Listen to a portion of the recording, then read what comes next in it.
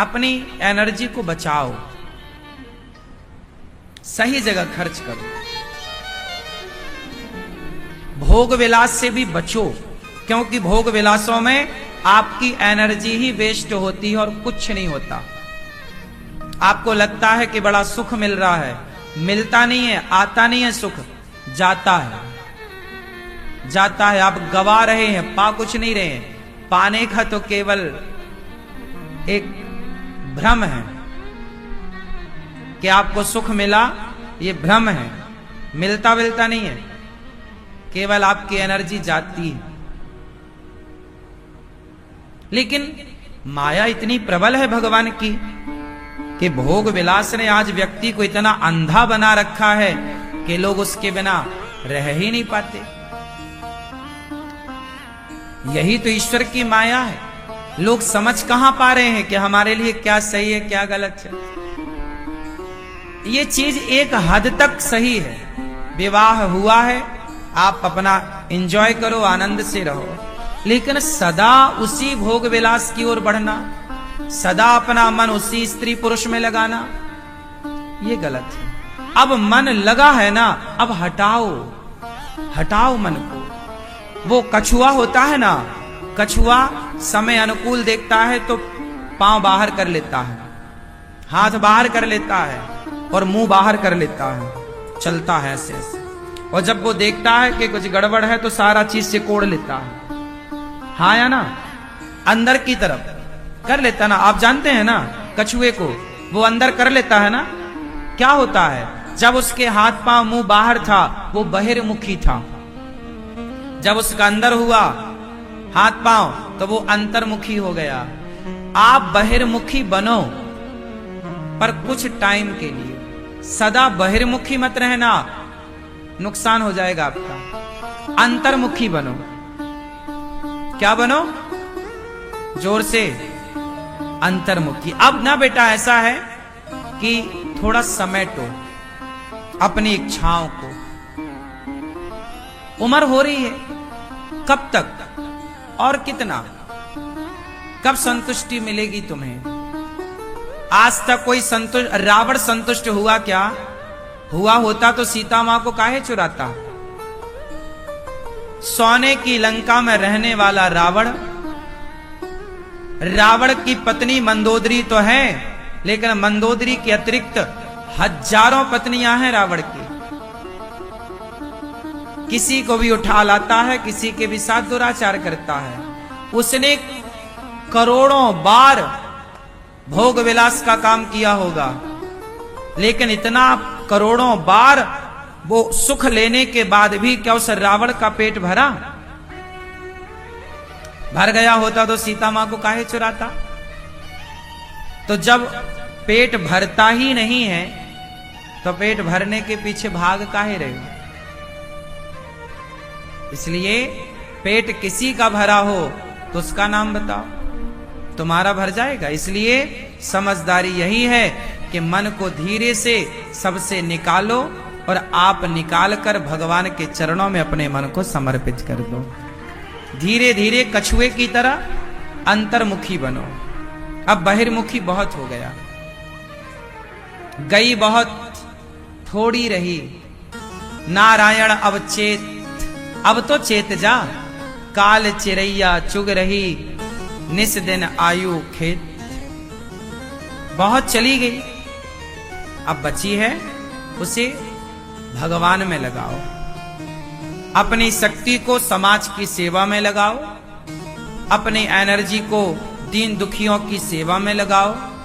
जो ईश्वर, देखो ये शक्ति ना क्षीण हो रही है रोज।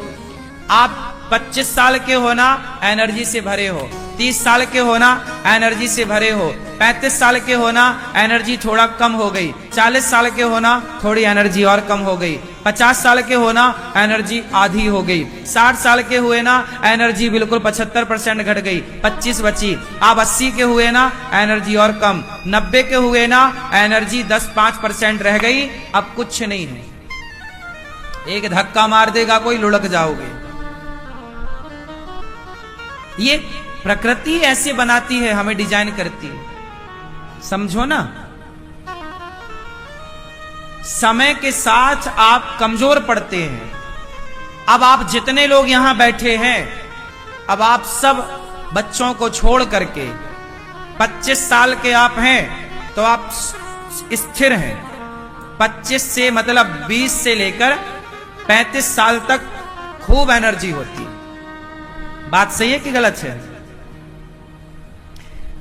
इसी एनर्जी का सदुपयोग करना होता है।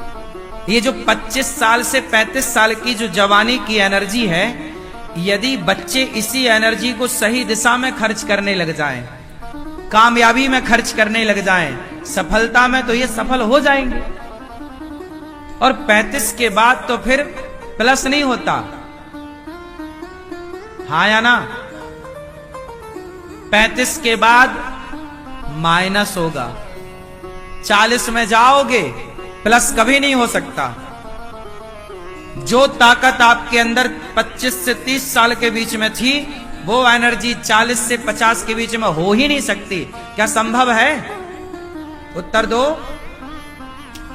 फिर ईश्वर ने सबको जो प्राइम टाइम दे रखा है ना, वो 25, 20 से 35, 15 साल मानो आप। क्यों जी? यही है आपका जीवन, 15 साल का।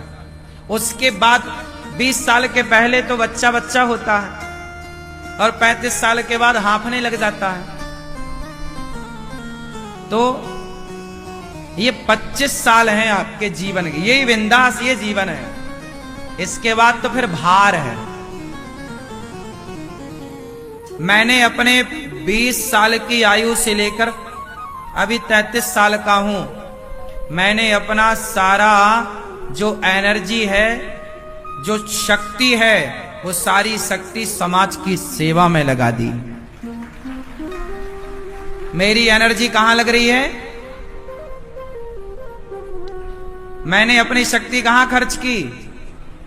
सेवा में। और मेरी उम्र के बच्चे अपनी ताकत, अपनी शक्ति, अपनी एनर्जी कहां खर्च कर रहे हैं? क्लबों में जा करके, पराई स्त्री पराई पुरुष के चक्कर में पड़ के वो एनर्जी सेवा में लगे। देखो, मैंने अपने समय का, जो एक व्यक्ति की सही उम्र होती है, उस सही उम्र का सही जो कार्य होता है, मैंने अपने सही उम्र में सही कार्य जो करने हैं, वो सही उम्र में सही कार्यों का निर्णय लेकर उस सही कार्यों को सही वक्त पर करके दिखाया, ताकि आने वाली युवा पीढ़ी सीखती रहे कि भाई ये करना है हमें। मेरे जीवन के मैं आपको बताता यही हूं केवल इसलिए कि बच्चे सीखें कि हमारी एनर्जी कहां लगनी चाहिए, हमारी शक्ति का कहां उपयोग होना चाहिए। मैं काम करता हूं इतना सारा, जानते हो क्यों? क्योंकि इस उम्र में थकावट होती ही नहीं। थकावट होने की आयु 40 के बाद है।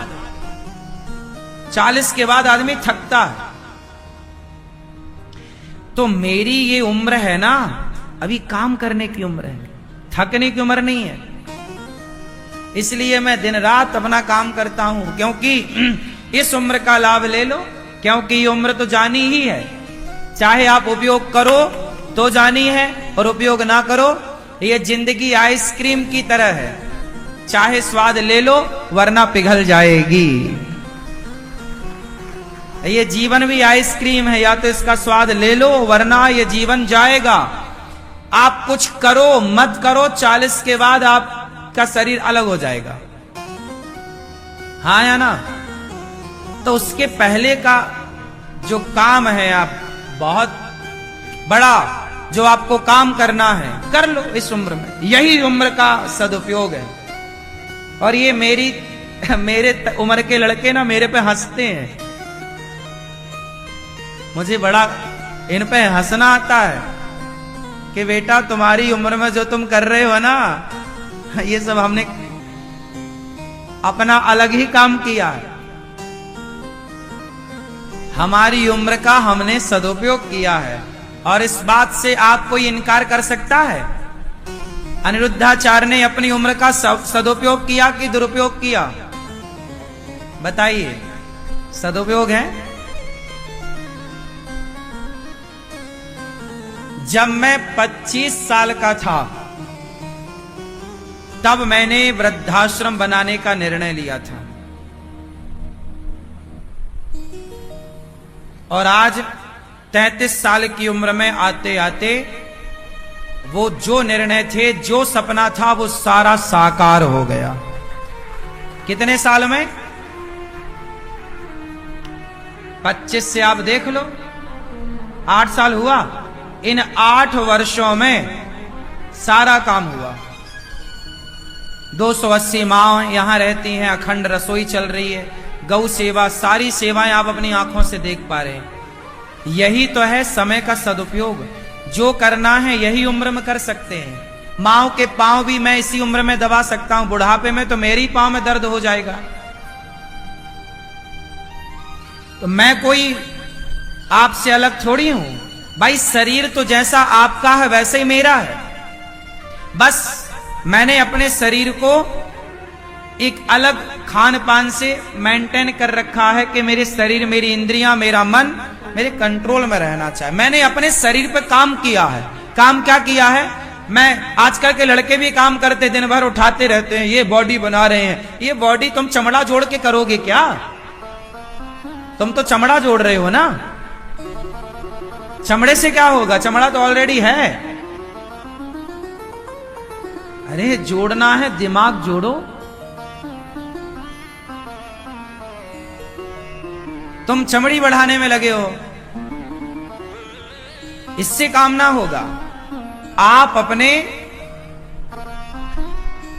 शरीर को अपने अनुकूल, क्या तुम्हारी इंद्रियां तुम्हारे कंट्रोल में हैं? यदि कंट्रोल में हैं तब तो आप तैयार हैं कुछ बड़ा करने के लिए। यदि आपकी इंद्रियां आपके कंट्रोल में नहीं है तो आपसे कोई बड़ा काम नहीं होगा। बड़ा काम करने के लिए बड़ी तैयारी चाहिए।